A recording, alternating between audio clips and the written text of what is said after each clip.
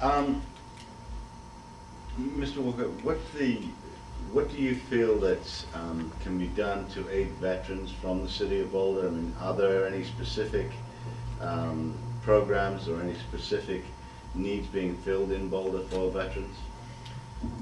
Yes, thank you, Paul. The Veterans Home in Boulder City is a great asset for veterans, and its services are very important for our community. It helps with the hospital that we have out there.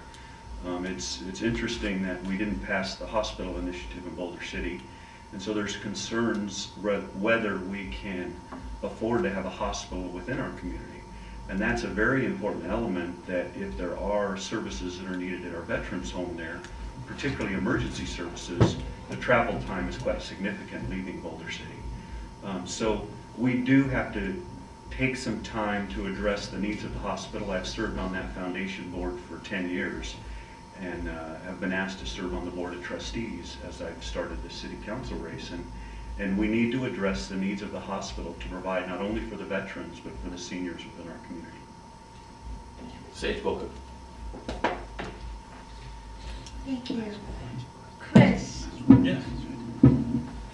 what is one issue that you feel you can make the biggest impact with should you be elected? And how would you go about accomplishing that goal? Well, the issues, there are many in Boulder City.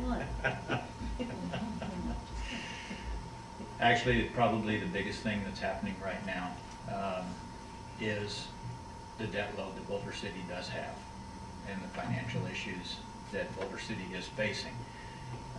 Remembering that Boulder City is a town of less than 16,000 people, and we are in some situations with our finances that are not infrastructure oriented. They were things that were niceties, if you will. Let's put it as wants rather than needs. But we have them, so we have to deal with them. And because of that, there's probably some needs that we're going to have to go without. We need to get that debt load under control. There's just no way around that. On top of this debt, we have further debt coming. We're responsible for a portion of the third straw in the lake, the water feed. We're responsible for a landfill issue that we have to deal with. Our landfill is getting full.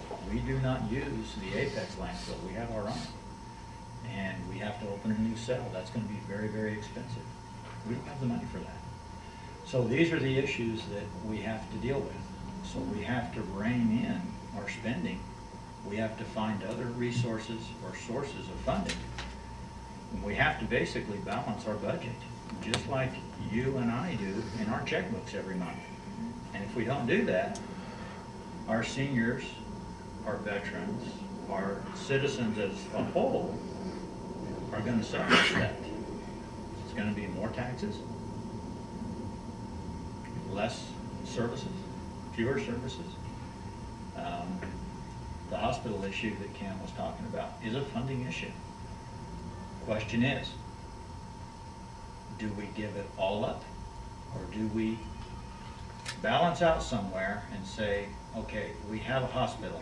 Yeah, it's not UMC, but we have something to service our community. Or do we let it go because we can't have the biggest and the greatest? I think we need to find that middle ground.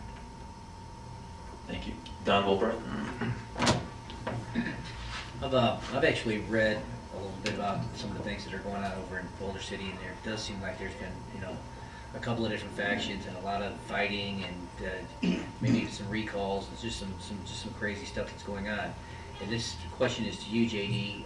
What makes you think that you can work with these factions? Are you part of a faction, or are either one of your two opponents part of either one of those factions? I'm totally independent. I'm not with any special interest group at all. And I stand right in the middle between the two, and I feel that that's what's needed on the council. I can be a catalyst, I can be the swing vote, as I put earlier. And when things are presented to the board and we have two divergent factors. Basically, I am for a divergent council.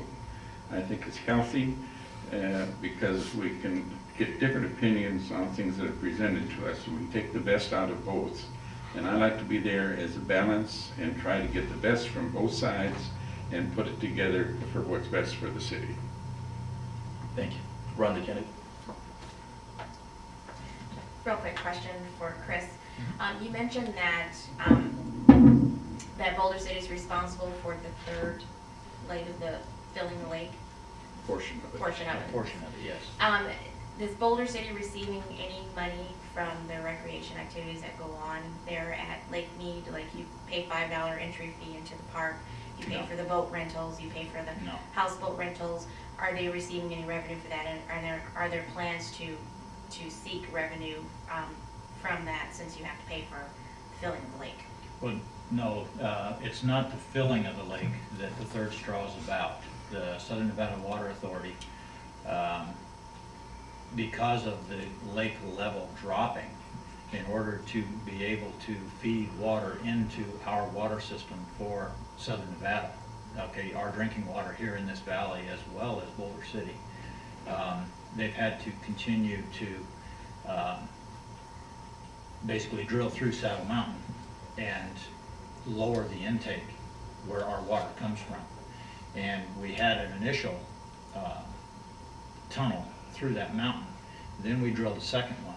Now, because of the lake level dropping even further, we're having to drill a third tunnel. And that's a very expensive proposition. Because Boulder City is a member of the Southern Nevada Water Authority, we are responsible for a portion of that. We receive our water from the same place that Las Vegas does, or Henderson, etc. Back in before the mid-70s, Boulder City was independent. They had their own water system. We no longer have that. So the recreations on the water, could that be a contributing factor of the levels of the water currently? Not really. The actual recreation part of the lake is somewhat dependent on the lake level.